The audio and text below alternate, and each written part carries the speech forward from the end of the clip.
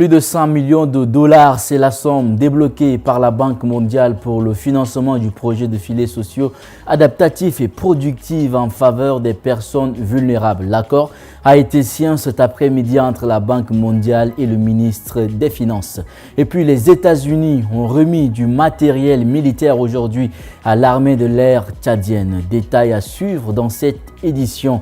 Ils ont un délai d'une semaine pour quitter l'ancien cimetière musulman du Champ de Fil. C'est le délai donné par les autorités de la commune du 5e arrondissement aux commerçants de ce lieu. C'est tout pour les grands titres de ce journal.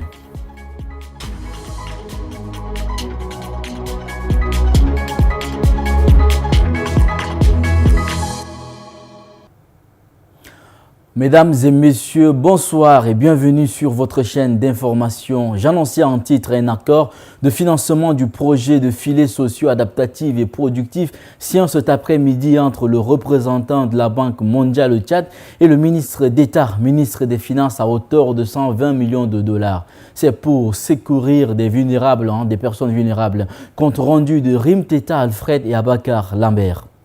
Approuvé le 21 juin, le projet filets sociaux adaptatifs et productifs bénéficie d'un financement de l'Association internationale de développement à hauteur de 100 millions de dollars. À cela s'ajoute un appui complémentaire de 20 millions de dollars du Fonds fiduciaire multibailleur pour le programme de protection sociale adaptative du Sahel. Ce projet permettra au Tchad, premièrement, d'accroître l'accès aux filets sociaux pour les populations pauvres et vulnérables ainsi que les réfugiés. Et deuxièmement, de renforcer le système de protection sociale au Tchad. Quelques 780 000 personnes vulnérables bénéficieront directement des impacts du projet. Le ministre d'État, ministre des Finances, n'a pas manqué d'exprimer sa gratitude à l'endroit de la Banque mondiale pour son appui constant au Tchad. Pour nous, c'est un soutien important et je voulais vous en remercier de nouveau et vous demander de transmettre les remerciements du gouvernement du Tchad au groupe de la Banque mondiale qui a été ces jours et de belle manière à nos côtés et aux côtés des populations tchadiennes, mais aussi des réfugiés, nos frères réfugiés que nous avons beaucoup de plaisir à accueillir malgré et que les populations tchadiennes accueillent avec le peu qu'elles ont et c'est un soutien important pour ces populations. Le projet doit bénéficier directement à environ 781 200 personnes dont l'extrême pauvreté est vulnérable au choc climatique, incluant 12 090 ménages de réfugiés et couvrira 9 provinces. Du matériel militaire a été remis ce 23 juillet à l'armée de l'air tchadienne par les États-Unis. La cérémonie s'est déroulée à la base Adi Kosei de N'Djamena. Dans l'épaule pour les détails. Ce sont des équipements de communication composés de projecteurs, des talkie-walkie, des câbles d'antenne, des radios multibandes, des chargeurs radio et des tablettes pour les agents de terrain. Pour le sous-secrétaire américain aux affaires politiques John Bass, cet appui permettra à l'armée tchadienne de relever certains défis liés à la communication, surtout dans les opérations de lutte contre le terrorisme dans le bassin du lac Tchad. Le diplomate américain rassure de la disponibilité et de l'engagement de son pays à soutenir l'armée tchadienne. Représentant l'armée de l'air, le colonel Mahamad Dout, chef de centre de l'aéroport militaire de N'Djamena, affirme que ce matériel d'une grande importance sera bien entretenu. L'information du jour, c'est aussi l'actualité en bref qui est une compilation des informations phares de la journée. Elles sont collectées et analysées par la rédaction et portent la voix de Nguena Ondoum Cynthia. Le président de la République du Tchad a reçu les lettres de créance de 4 nouveaux ambassadeurs accrédités. Sem Outkan de la Turquie, Boukari Zoungrana du Burkina Faso, Ross Mathieu de la Grande-Bretagne et Dr François Xavier Batalingaya du système des Nations Unies. Les nouveaux ambassadeurs ont exprimé leur volonté de renforcer les relations bilatérales entre leur pays et le Tchad. Le ministre de la Santé publique du Tchad, Dr Abdelmadjid Abderrahim, a reçu une délégation américaine dirigée par John Bass pour discuter de la coopération en matière de la sécurité, de lutte contre la violence et de défis sanitaires. Les deux parties ont souligné l'importance de renforcer le système de santé pour faire face aux défis liés à la mortalité maternelle, néonatale et infantile, ainsi qu'aux épidémies. La délégation américaine a exprimé son appui et sa volonté de continuer à soutenir le Tchad dans ses efforts pour surmonter les crises sécuritaires et sanitaires. Au cours d'une réunion ce mardi, le directeur de l'ONAPE et le coordonnateur du projet Suède ont échangé sur l'autonomisation des femmes et de l'importance de créer un environnement favorable à leur développement. L'objectif est de travailler ensemble pour identifier les défis spécifiques auxquels les femmes sont confrontées dans le milieu professionnel et trouver des solutions adaptées. Cette collaboration vise à offrir des opportunités d'emploi, de formation et d'accès aux ressources économiques pour permettre aux femmes de réaliser leur potentiel et contribuer au développement de leur communauté. Il est arrêté et mis en détention depuis près de 2 semaines par l'Agence nationale de sécurité de l'État, ANSE, selon ses avocats. Lors d'un point de presse organisé ce 23 juillet, il demande le respect des droits et la libération de Ngakoutou Ismaël, ex-directeur général adjoint de la CBT, Commercial Banque Tchad. Suivons un extrait de cette déclaration proposée par Ndale Paul et Krios Boyoum. Le Tchad est un état de droit. Et si l'on estime que, d'une manière ou d'une autre, que ce dernier est en conflit avec la loi, il revient à la justice, à travers le procureur de la République, autorité de poursuite, qui instruit sous sa coordination des enquêtes, conformément aux dispositions du Code de procédure pénale.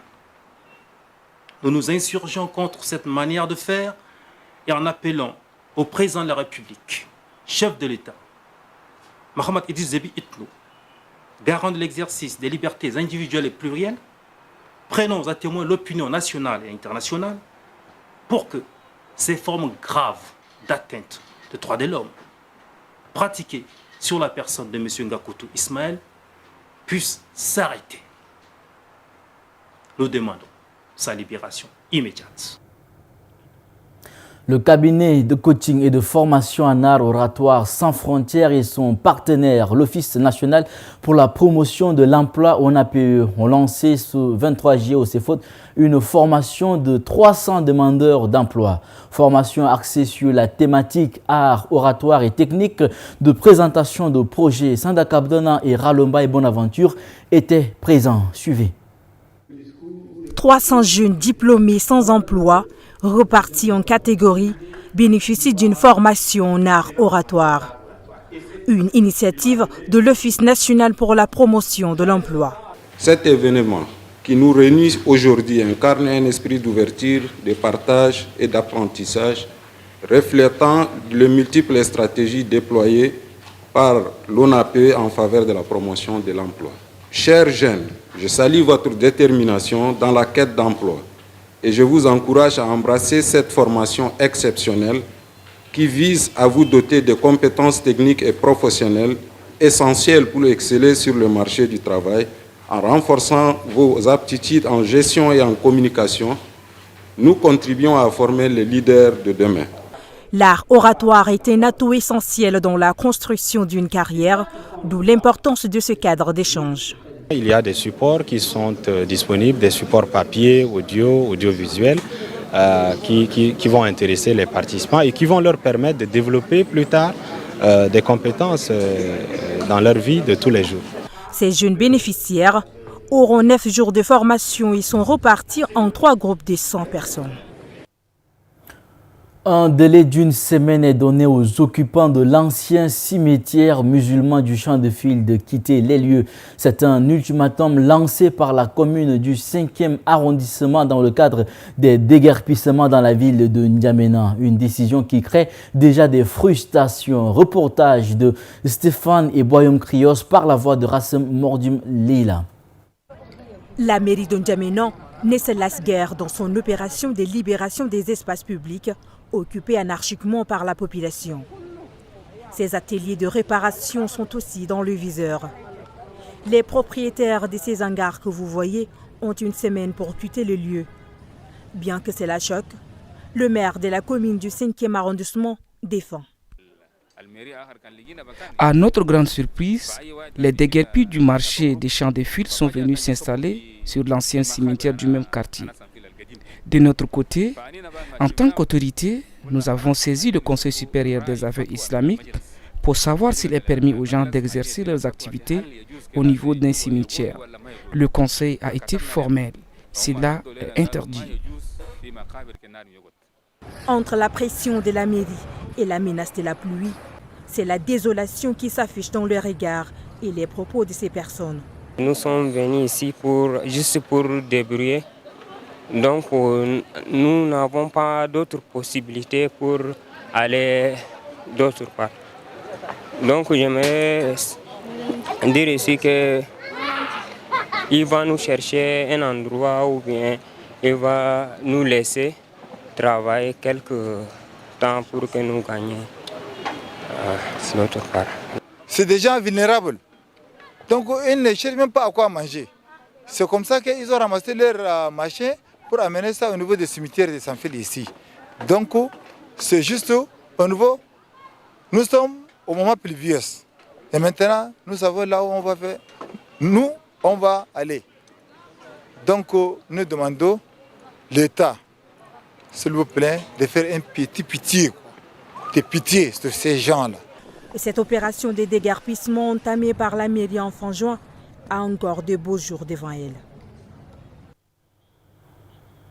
Ce 20 juillet, l'école de santé La Rosée Céleste de Bébidia organise une cérémonie marquant la fin des activités de l'année académique 2023-2024. Cette cérémonie s'est déroulée dans les locaux du lycée Padre Pio de la dite ville. Le secrétaire général représentant le préfet du département de l'ANIA a honoré la cérémonie de sa présence. Dieudonné Tolobé, notre correspondant à Doba, nous donne plus de précisions.